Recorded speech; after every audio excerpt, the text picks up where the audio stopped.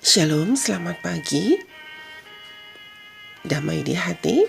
Mari kita melanjutkan mendengarkan bacaan renungan harian. Jangan kita melupakan sejarah. Judul renungan hari ini tanggal 13 Mei, organisasi adalah Babel. Ayat inti dan penjelasannya mari kita dengarkan.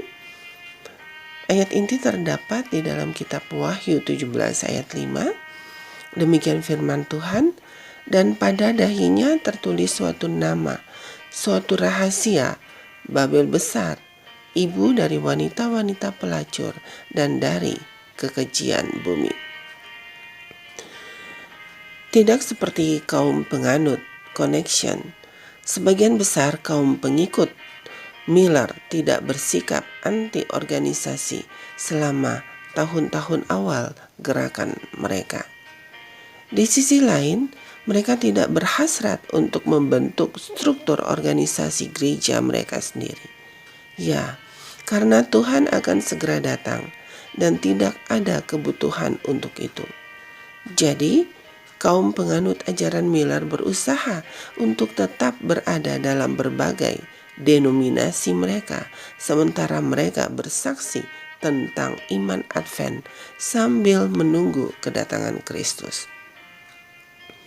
Hal itu berjalan dengan baik hingga musim panas tahun 1843. Ketika banyak jemaat mulai mengucilkan mereka karena mereka terus-menerus dan semakin giat mempromosikan mengenai kedatangan Kristus yang kedua. Tindakan agresif itu, seperti yang telah kita lihat sebelumnya, menyebabkan Charles Fitz mengumumkan kejatuhan Babel dan perlunya orang-orang percaya untuk keluar dari berbagai denominasi.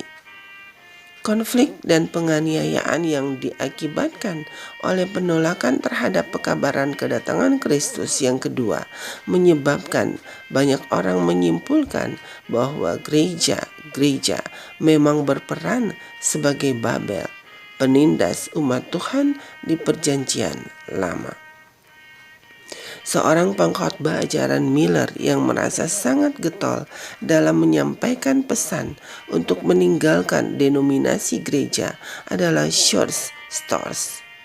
Ia menulis bahwa Babel adalah induk lama dan semua anaknya atau denominasi Protestan dikenal melalui kemiripan keluarga, semangat yang mendominasi dan mau dituankan. Semangat untuk menekan para pencari kebenaran secara bebas, yang mengekspresikan keyakinan mengenai kebenaran secara bebas. Orang-orang perlu meninggalkan denominasi karena kita tidak memiliki hak untuk membiarkan siapapun atau sekelompok orang memerintah kita. Sehingga untuk tetap berada dalam kelompok yang terorganisasi seperti itu berarti tetap berada di Babel. Bagi Storrs, sejarah agama yang terorganisasi, baik Katolik maupun Protestan, adalah sejarah kefanatikan dan penganiayaan. Ia akhirnya menyimpulkan bahwa tidak ada gereja yang dapat diorganisasikan melalui ciptaan manusia. Dan jika itu terjadi, maka itu adalah Babel. Pesan itu bersama dengan pengalaman menyakitkan umat beriman di tangan berbagai organisasi gereja, meninggalkan kesan yang begitu kuat pada sebagian besar pengikut Miller, sehingga pada akhir tahun 1840-an dan awal tahun 1850-an, semua kelompok pengikut Miller merasa hampir mustahil untuk berorganisasi. Demikian pula halnya dengan kaum penganut hari Sabat.